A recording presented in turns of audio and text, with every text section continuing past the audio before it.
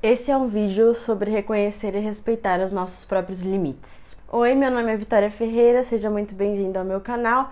Por aqui nós empoderamos mulheres com informação e autoconhecimento. E o vídeo de hoje veio de um bate-papo que eu tenho sempre com vocês lá no meu Instagram. Caso você ainda não me acompanhe por lá, o meu usuário vai estar aqui e por lá eu apareço todos os dias, compartilho um pouco da minha vida, dos meus pensamentos diários e a gente tem um contato muito mais próximo.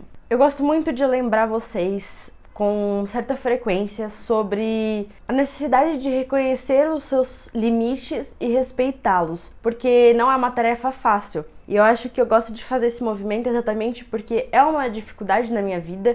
É muito difícil para mim reconhecer, primeiramente, que eu tenho limites, que eu não sou uma super heroína e, em segundo lugar, respeitá-los, entender até onde eu posso ir, a quantidade de coisas que eu posso abraçar. Porque por muito tempo eu entendi ou eu acreditei que eu podia carregar o peso do mundo nas costas e estava tudo bem, que eu era capaz de fazer isso, sendo que ninguém deveria ser capaz, né? Nós estamos vivendo em sociedade por uma razão, não é pra gente resolver tudo sozinho, não é possível, aliás. E pior de tudo é que ontem, por exemplo, quando essa ficha caiu de novo, porque é uma ficha que cai frequentemente, né, de que eu não sou capaz de abraçar tudo, eu comecei a chorar. Eu chorei por perceber que eu não sou capaz de fazer tudo. E isso é muito louco, porque a gente acaba se comparando muito com pessoas que são extremamente produtivas, principalmente que mostram, né, essa parte da vida nas redes sociais, mostram uma vida extremamente produtiva e rica e que conquista metas e tudo mais. E a gente começa a se comparar com essas pessoas, porque a gente liga constantemente o nosso valor e a nossa capacidade à quantidade de coisas que a gente consegue produzir. E é um resultado muito claro da maneira com que a nossa sociedade funciona, né? A partir da Revolução Industrial, a gente tem aí uma produção em massa que acaba se espalhando para todos os âmbitos, até inclusive para nossa vida pessoal. Então a gente acredita que a nossa capacidade está constantemente ligada à nossa capacidade de produzir.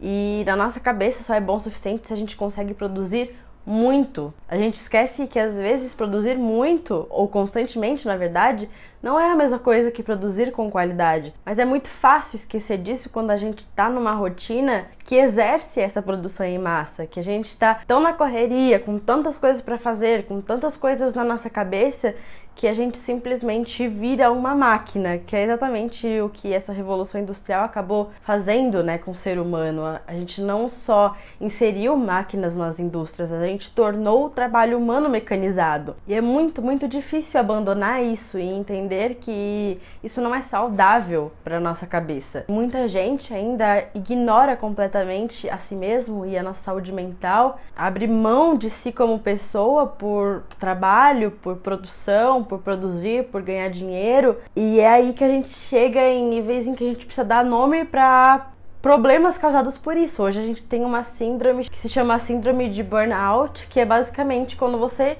explode de tanto trabalhar, ou de tanto produzir, ou de tanto se desgastar com uma coisa, né? Chega todo final de semestre da faculdade e eu me sinto... Parece que colocaram um prédio em cima das minhas costas de tão pesada que eu tô me sentindo. Por causa da rapidez das coisas, da tecnologia, das redes sociais, do WhatsApp, a gente acha que...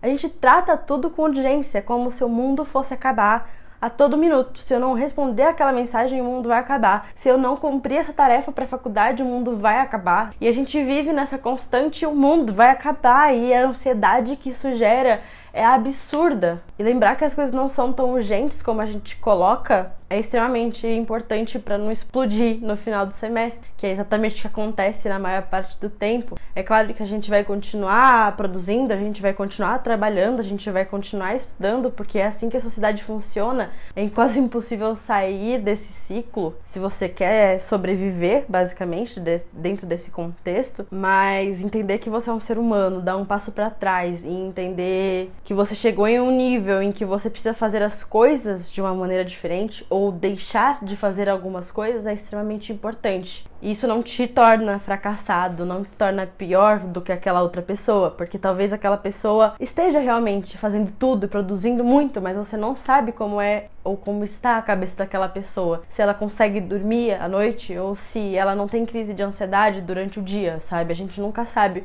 o que acontece no íntimo das pessoas. É um processo extremamente difícil, porque é um processo que precisa acontecer como um exercício diário, assim como autoestima, assim como desconstrução, assim como qualquer mudança que a gente decide fazer na nossa vida, porque se a gente está acostumado a fazer algo, deixar de fazer não é algo fácil. É um hábito que literalmente você precisa se habituar. Então, talvez você esteja se sentindo sobrecarregada nesse momento e eu quero que você pense em todas as coisas que você precisa fazer. Anota todas elas. Qual é a urgência, a real urgência delas? Se você desligar as notificações do seu WhatsApp, qual é a pior coisa que pode acontecer?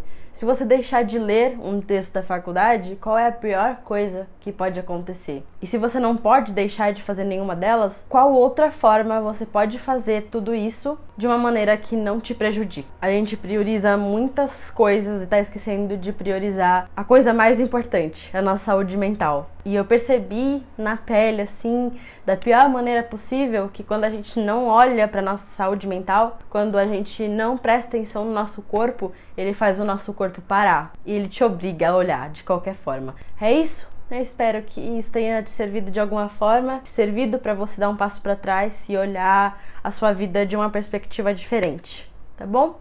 Um enorme beijo e até o próximo vídeo. Tchau!